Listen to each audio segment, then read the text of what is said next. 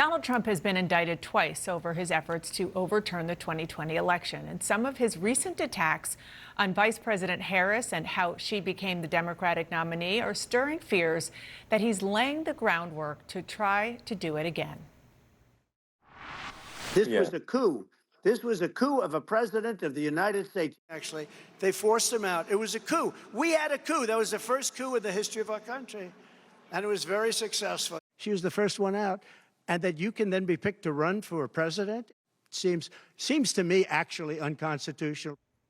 And my panel is back now. I'm not a lawyer, but I do have a broad sense of the Constitution. And I don't think the Constitution says anything about political parties or how a nominee should be picked in a political party, which is exactly what the whole story within Biden and Harris, Biden going out and Harris being put in there, says. Okay. Yes. Okay. All right. So just putting that aside, let's look at the big picture, because every time I hear him or people who are allies of Donald Trump say coup or say, you know, I spent $100 million on Joe Biden and look, it's sort of a bait and switch, I think, what happens if he loses? Is he telling us ahead of time what he's going to do after Election Day, just as he did in the 2020 election? This, to me, is almost the latest iteration in what we've seen for the past couple of years now.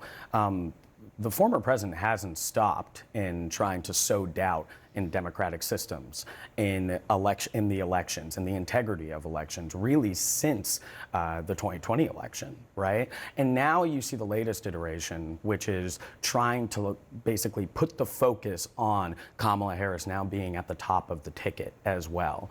You've heard him use words like coup and what have you, but as you say, there's nothing in the Constitution that backs that up, you know, obviously.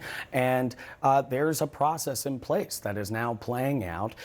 They're going to follow that process in the DNC as well. But I see this as just the latest step in something that I remember the FBI and the Homeland Security warning about after DHS, saying that continuing to make false statements about the election and the election process will have a ripple effect, and will have a negative ripple effect when it comes to perceptions across the country and people's trust in democratic systems. Yeah, I mean, look, he's pissed.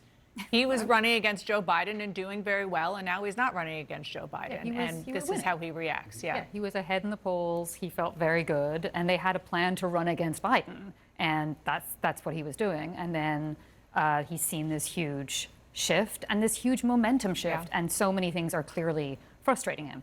Her crowds, the rally sizes. He puts a lot of stock in those things. So sort of seeing these big crowds come out, seeing the enthusiasm, seeing the airport hangar pictures, like those things are all clearly getting under his skin. So that's the rhetorical angle of this. And then there's what is happening on the ground in some of these key states that will determine the election.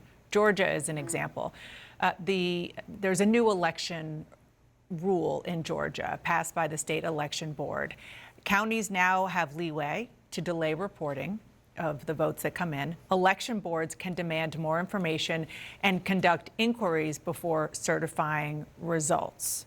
And in addition to that, if you listen carefully to that very long rally that the former president did in Georgia last week, it might have got missed because the focus was on him trashing the Republican governor, but he was praising 3 Republican board members who were appointed to their jobs this year, saying that they're on fire, that they're pit bulls for transparency, honesty, and victory. And it made some people go, oh, okay. Is he working the refs here a little bit? Well, and the Democrat on that panel warned of how this could be misused in an election. And so the difference between 2020 and now, or in 2024, is that it was kind of ad hoc. Right, in 2020.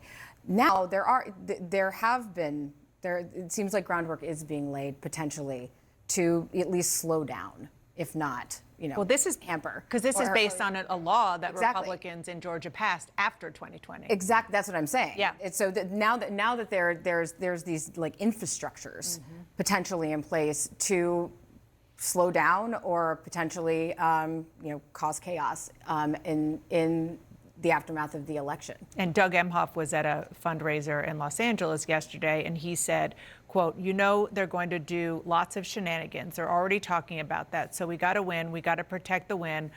So we're going to need the lawyers. We're going to need volunteers. Yeah, and that's not something that they're starting today. I mean, the Democrats have been working on this for a very long time. The Harris campaign, when it was the Biden campaign, had been gearing up for this. The idea that they need to be prepared in key states, that they need to have legal, strategies ready, and so that is something that they have been working on. Donald Trump may have won the Republican nomination by a wide margin, but the former president still faces some serious opposition from within his own Republican Party. Last night, a group called Republicans for Harris held a call to mobilize disaffected GOP voters. Thousands of lifelong Republicans and former lawmakers shared their stories and made their case for putting country ahead of party. Listen. As a firsthand witness to the chaos of the Trump presidency behind closed doors, I can say this: we cannot go back. This is no longer the party of principles, and it shows. If we can defeat Donald Trump, then we can go back to the luxury of arguing about policy. So if your neighbor, a Republican, doesn't want it to be Trump's party, Trump's got to lose, and he's got to lose by a lot. And that means we Republicans have to vote for the only person who can beat him. All right, let's discuss with former RNC Communication Director Doug Heye and Democratic strategist Laura Fink. Doug, should the Trump campaign right now be concerned about these voices, disaffected Republicans in your Republican Party? They should, and I'll tell you specifically why, Wolf. It's not because of anything that we necessarily just heard. It's what I saw in Raleigh, North Carolina earlier this year at a Nikki Haley rally, one of the last ones she had before pulling out of the race. The atmosphere in that room was very real. And those voters who were there, they were very real. The ones who were wearing the T-shirts that said permanently banned suggest that they're less likely to go to Donald Trump in a swing state. But yes, one of the things that you do in campaigns is you bracket, you pull out surrogates. That's what the Harris campaign is doing here. This may be marginally effective, but in so many states where things are going to be marginally close, changing turnout models by 1% in this demographic or that demographic definitely matter. Every vote counts, as they say. Laura, Trump is getting some serious backlash over his comments about workers on strike earlier in the week. I want you and our viewers to listen to what he actually said and how Tim Walz is responding. Well, you're the greatest cutter. I mean, I look at what you do. You walk in and you just say, you want to quit? They go on strike. I won't mention the name of the company, but they go on strike and you say, that's okay, you're all gone. You're all gone. Vice President Harris and I have both had the privilege of joining workers on the picket line. Donald Trump and J.D. Vance, they see the world very differently than we do. They've waged war on workers and their ability to collectively bargain to take that away from them. All we're asking for is better wages, better benefits, better lives, and dignity in the work that we do. Laura, as you know, Trump is trying to win over union workers around the country, but isn't it hard to imagine that they'd actually buy this anti-union position he's advocating?